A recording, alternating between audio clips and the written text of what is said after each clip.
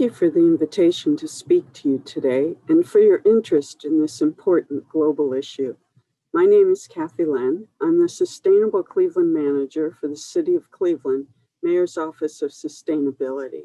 The title of my talk today is The Plasticene and its Impact on Wildlife. Let me begin with a definition. With the growing awareness and research into plastic pollution in the environment, a series of new terms has been introduced to describe plastics in the environment and are defined in this recent article of Marine Pollution Bulletin. The Plasticene is defined as an era in Earth's history within the Anthropocene, commencing in the 1950s, marked stratigraphically in the depositional record by a new and increasing layer of plastic. The Anthropocene is defined as the age of human activity. This slide shows a photo of plastiglomerate found on a beach in Hawaii at a campfire. This is plastic that fuses with rock and sand in the process of burning. Plastics, we're all very familiar with plastic. Just take a look around your home, school, office, automobile, grocery store. Plastic is everywhere. Because it is lightweight, inexpensive, flexible, durable, and waterproof. Plastic provides many benefits to us in food preservation, technology, transportation, and healthcare. However, it comes with costs and consequences, especially with regard to its disposal. Millions of tons of waste is produced every year, and plastic constitutes a good amount of that waste. And those numbers are just expected to keep increasing. Millions of tons of plastic waste are sent to the landfill. A very small percentage is recycled. And with the current challenges of recycling, that number, I'm sure, has decreased in the last couple of years. If that waste does not go to the landfill or get recycled, it ends up in the environment. We've all seen plastic bags in the trees, like in this photo. We've all also seen plastic waste littering the streets of our neighborhoods. And plastic waste is in our waters, our rivers, our lakes, our oceans. Once in the water, plastic is found throughout the entire water column, from the surface down to the very depths of the ocean's sediment. I'm sure that you've all heard about the Great Pacific Garbage Patch. Well, there are garbage patches in all of the world's oceans. In fact, plastic has been found in all bodies of water that have been studied, freshwater and saltwater. A common misconception about these garbage patches is that they are actual islands of trash that someone could even perhaps walk across. However, more accurately, they have been called plastic soup because these garbage patches are comprised of small fragments of plastics, again, found throughout the water column.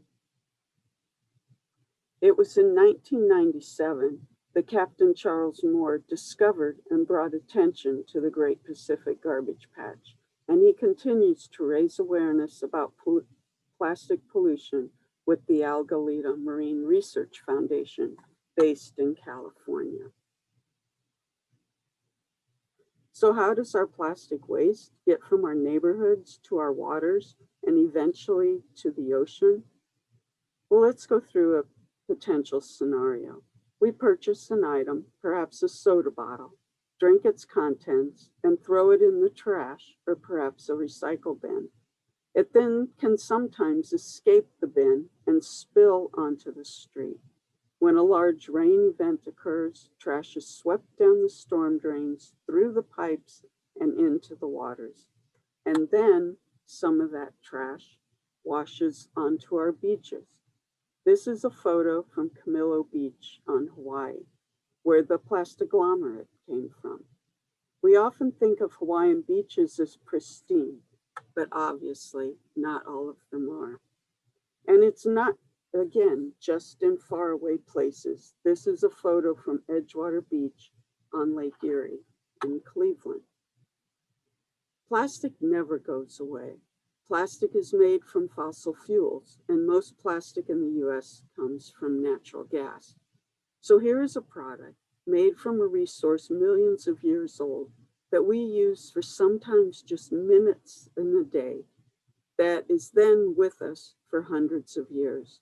It's estimated that a plastic bottle may take 450 years to break down, and then it never really goes away. It just gets smaller and smaller. It is broken down through UV light and wave action into smaller fragments like these. This is a photo illustrating just how small microplastics are. Microplastics are defined as being smaller than 5 millimeters. Even smaller than this are nanoplastics.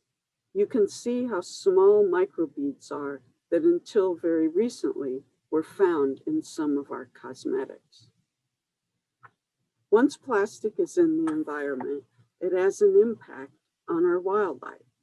Plastic entangles wildlife, it is eaten by wildlife, and it transports wildlife.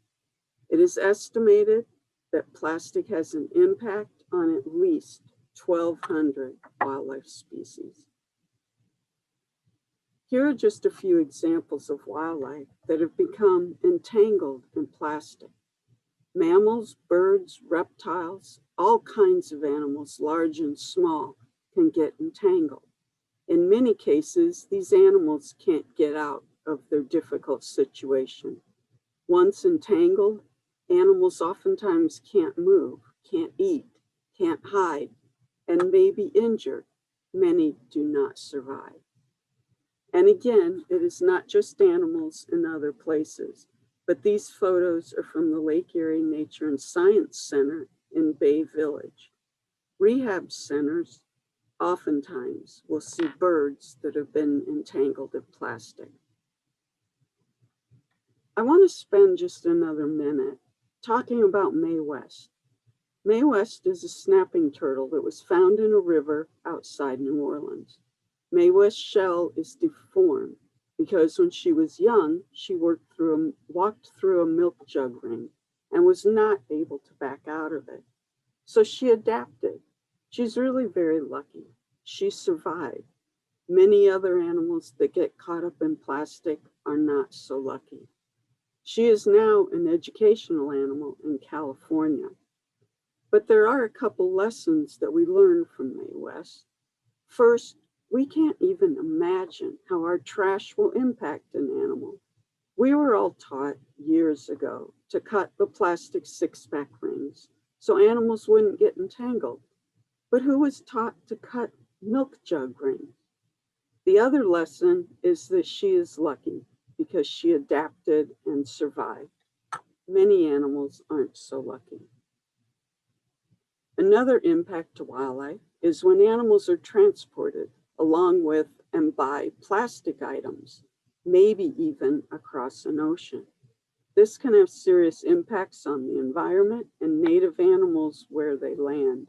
This disrupts natural ecosystems and can have serious consequences. And another impact plastic can have on our wildlife is when it is ingested. Turtles have been found to have large amounts of plastic in their guts. A floating plastic bag looks like a jellyfish to a turtle. And it's not only marine animals. Camels and cattle have been found with plastic in their gut. This can make the animal feel full, so it quits eating. But another consequence is that plastic is made up of many, many chemicals. And once in a gut, these chemicals can leach out. Also, when in water, chemicals in the water can glom onto the plastic. Research is currently being conducted on what happens in the guts of animals once plastic is ingested. But preliminary research suggests that these chemicals and plastic are crossing into the tissues. These chemicals are then disrupting vital functions, reproduction, and behavior. Researchers are also finding that microfibers make up a significant portion of the microplastics being ingested. Microfibers come off of our clothes every time they are washed. If you are not familiar with the Story of Stuff and their wonderful videos, I encourage you to watch them. These are images from their Story of Microfibers video. When researchers first started looking into the guts of fish, they originally hypothesized that they would find microbeads. However, they found microfibers instead. It turns out that because the beads are round, they more easily pass through the guts of animals. Microfibers, however, are getting entangled in the digestive system. And what animals are ingesting plastic? Plastic has been found to be ingested by zooplankton at the very bottom of the food chain, and also by whales and every size of animal in between. Many times, young animals are found with large amounts of plastic in their guts. This is because this is what their parents have been feeding them.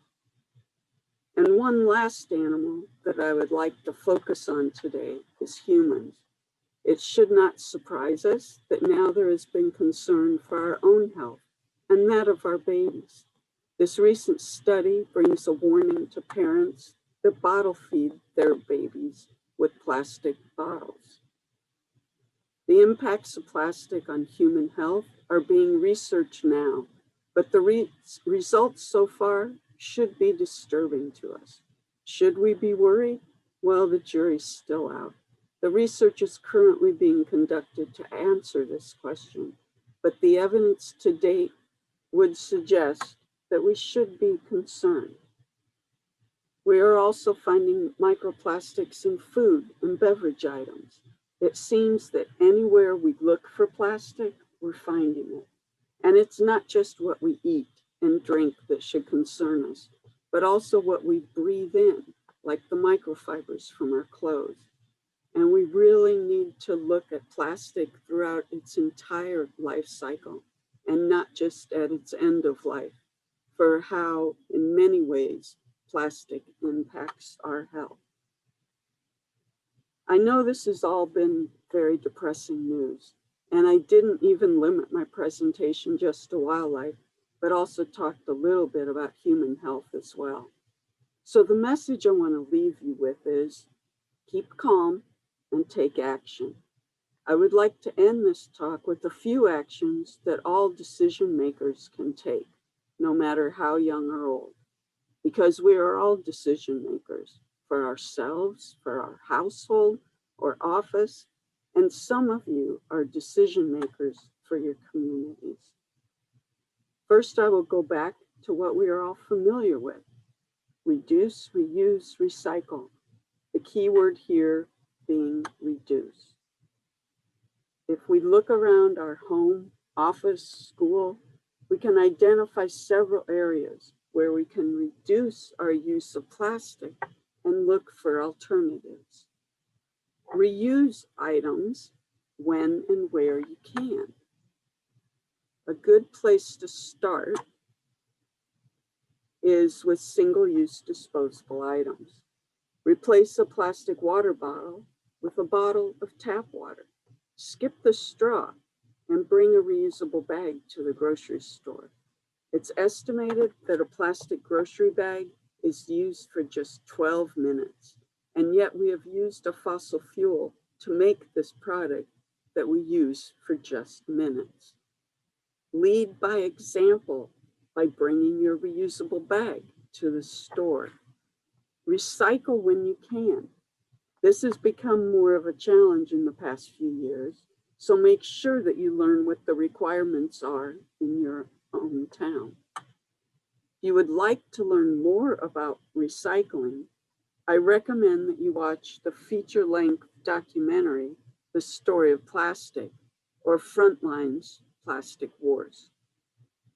You can also rethink your purchases. If you have an option, choose less packaging. Let manufacturers know that you are interested in products with less packaging, either with your purchasing dollars and/or by writing letters.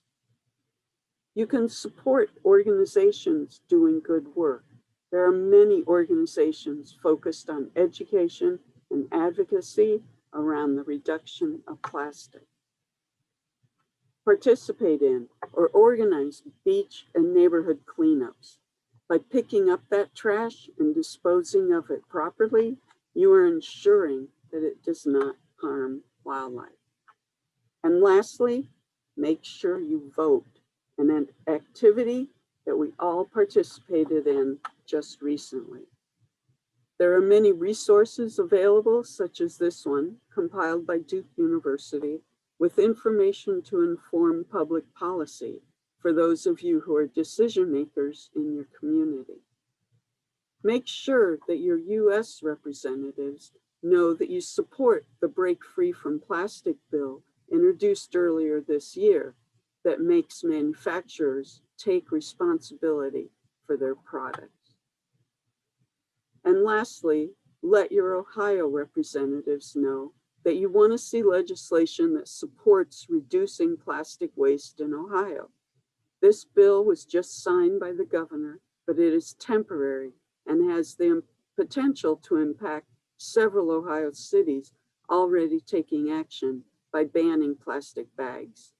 Let your legislatures know that you would like to see Ohio take action towards reducing the amount of plastic that enters our environment and harms our wildlife. And with that, I hope that you will decide to take action. I want to thank you for your time and attention to this critical global issue. Please feel free to contact me if you have any questions or are interested in learning more about available resources. Thank you.